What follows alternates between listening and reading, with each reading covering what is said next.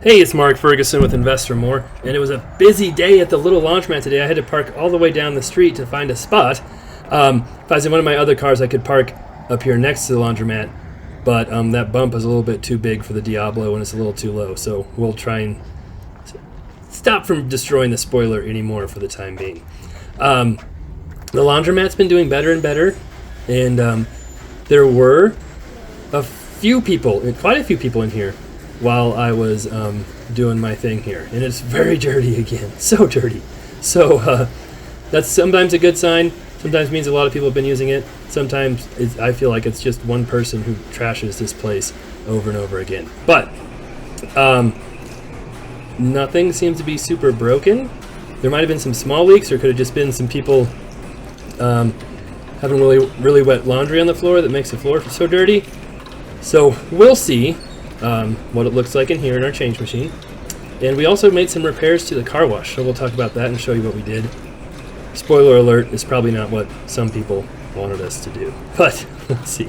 A lot of quarters in there. I know you can't see very well, but there were a lot of quarters in there, a decent amount of money in here, so that's good. The change machine has still been working very well, so that's good too. We'll see how much money's in the small backup change machine. Hopefully not much, because it's really just for people who, if the other machine doesn't work, if you just have one. So not much in there, but I probably should refill this because it's getting about halfway empty. And if our other machine does have issues, we kind of want that to be able to handle a little bit more volume. Again, I forgot to bring my money bag that has quarters in it. It makes this much easier, but we're making do with our bucket to get the quarters in there, and can't really see anything of what I'm doing. I'm just guessing how many quarters are going in there, and hopefully not dumping them everywhere. And we didn't dump them everywhere, and I don't think we're going to get quite all of these in there, so we'll scoop them in there like that. And then, as promised, like I've done the last 4 weeks or so, I'm taking out more quarters from the bottom than I spilled. Still don't have it all the way cleaned up, but we're making progress every week. So eventually, someday, maybe all those quarters will be all cleaned up. All right, this is the annoying change machine. This is how you have to fill it. If you put too many quarters in there, or try to put a big stack of quarters in there, it gets jammed up. Sometimes you can get it unjammed with a screwdriver, sometimes you can't. Sometimes you have to just dump the whole thing out. So literally the fastest way to do this is 1 quarter at a time, and even then, sometimes it still gets jammed. So it's not the most fun job in the world, but again, if I only have to do it every 3 weeks or so because the other change machine is working fine, it's not that bad. And I know some people find this stuff interesting. You can see a close-up of dumping quarters in the change machine, and hopefully not getting it jammed up and seeing my amazing dexterity that I have. All right, that was done. Now we're going to visit the car wash, collect money from it, see how it's doing. And I have a new sign because my other sign blew off. Now, I had a lot of kind of laminated out-of-order signs. They're gone. All of them are gone from here. I don't know how they're all gone because we had quite a few of them here. So I had to make just kind of a makeshift sign from the instruction manual of our mini split we put in, if you want all the details, and until we can get kind of a laminated, more professional one on here. But I definitely want something on here telling people, hey, this one doesn't work. Please use the outside bay. So we'll get that on here. Oh, eventually. I'm just having more fun throwing it around and dropping papers everywhere than actually getting it on there. So we fast forwarded quite a bit. And I do have beautiful penmanship. If you're wondering who wrote that, that was me. And then eventually I got that on there good enough. And I got it on there so good that it kind of messed up taking out the coin box. It holds the coins because I got duct tape in the way.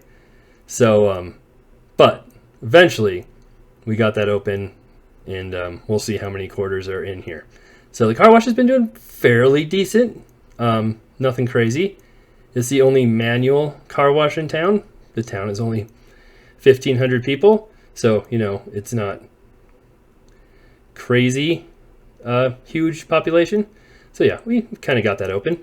And then we'll see how many quarters are in here. Maybe.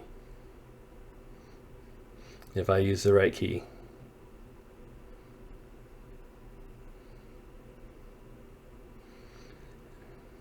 Oh, that's quite a bit. That's definitely better than last week. Last week we only had like 30 some dollars in there. So definitely better there. And then we'll kind of show you what we did over here. Not sure how well it's going to work. So what happened was, you can see that very top arm up there. That's where the old car wash hose was attached. But that top arm, I don't know if the wind blew it, it broke. The weld snapped, something broke. It won't move. It's just stuck right there. So my handyman kind of suggested using this, which is like a horse trainer thing, I think. And I don't know. It's kind of low. I don't know if it's going to fit over big trucks. The other one was really nice because it was so tall, and you could pretty much get a semi back there. I don't know if a semi could make that turn, but I'm just not sure about that one. We'll see.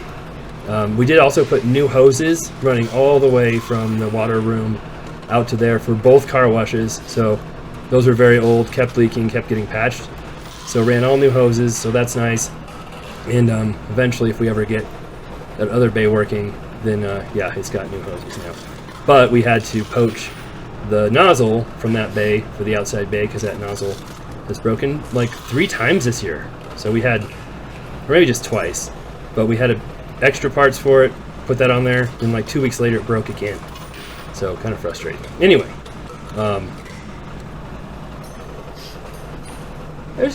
oh, that's better. Those first ones in the dryers were not very good, but that one was much better, so that's good to see.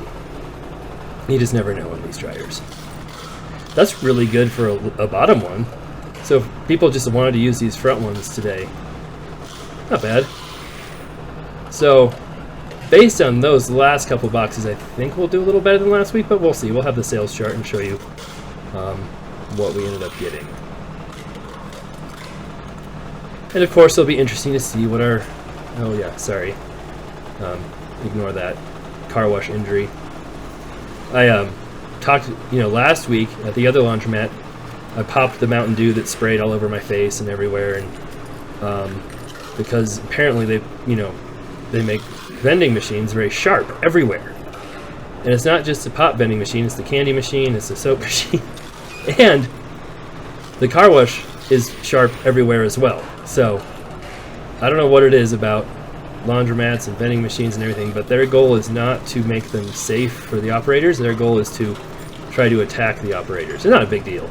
It was actually a pretty tiny cut. It just bled a little more than you would think. But yeah, I did survive. I didn't need a tourniquet or amputation or anything like that. Yeah. So that one had an air coat on it. We fixed it. Had $1 on it, so some people put some money in there most likely, and they did not let me know, because I have a text line. They can call me, leave me a voicemail. You can always know the money. And what I noticed is that one smells too, so I think it's been closed up for a while. And what I did after this is I went through, cleaned all the seals, vacuumed them out, cleaned the soap trays, washed them all out, and got those machines looking much better. Had not done that for a little while. And you won't believe the stuff that ends up in those seals. Just socks, mud, grime, dirt. So if you're at a laundromat and you're concerned about how clean it is, just look at this one and it will tell. This one gets so dirty because this is the one people always use for their dirtiest loads. But if you see those horizons, you can kind of pull the seal up on the bottom of them, and you can see if there's grime and muck and clothes, quarters, money under those seals. That'll kind of let you know how they're maintained. At our other laundromat where we have a professional cleaner, that's one thing I check all the time is those seals to make sure they're doing that, because that's where a lot of your bad smells will come from as well. And you don't want machines smelling bad. That's not good for customers. So that seemed like a decent amount for the washers. Of course, we'll see. That was the car wash right there. Definitely more than last week.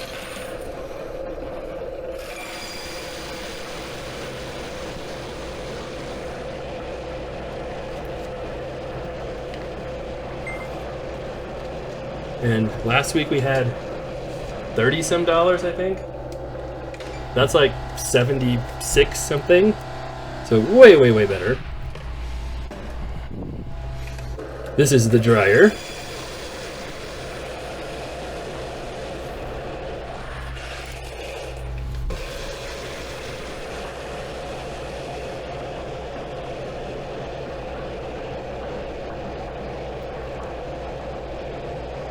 And if we get to 500, I think that'll be better than last week.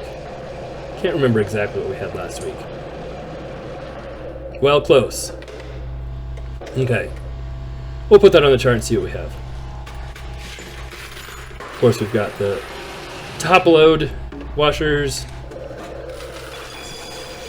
I feel like there was more in there than last week. Oh, my keys. My keys do not go through the change machine very well. I have enough things jamming up with bent quarters and weird quarters going through without having to send keys through it too.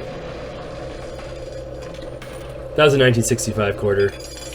There's like 10 of those in the world that were silver by mistake, and they're worth like $10,000 each, maybe more than that or something. So the chances of finding them are almost non-existent, but that doesn't mean I won't still look at them once in a while. And sorry, I am giving you a view of the top right now because I messed up. You can get mad at me, but there was a reason why I did this. I went through, edited my video, and then I had found another quarter in there that looked interesting, and then I looked up in the air, so I changed where my video looked, but then I forgot to there. See, there was a reason. And it's a 1965 quarter that's not worth anything because it's copper. But I do go back down, I promise. I'm sorry. You get to see the cabinet. Isn't that a beautiful cabinet? Oh, look, another 1965 quarter that's not worth anything. There you go. 1,067, which is more than last week. So let's see what our chart looks like and how much money we had. Now, I could have gone back and fixed that, but it takes like half an hour for my Insta360 video to finish uploading, and then I've got to upload that to my software, and I'm always running short on time on Fridays, and then I just had to talk to the DA about my office break-in case and why I wasn't listed as a victim for restitution, and basically their answer was, well, you should have been, but we didn't do it, we're sorry.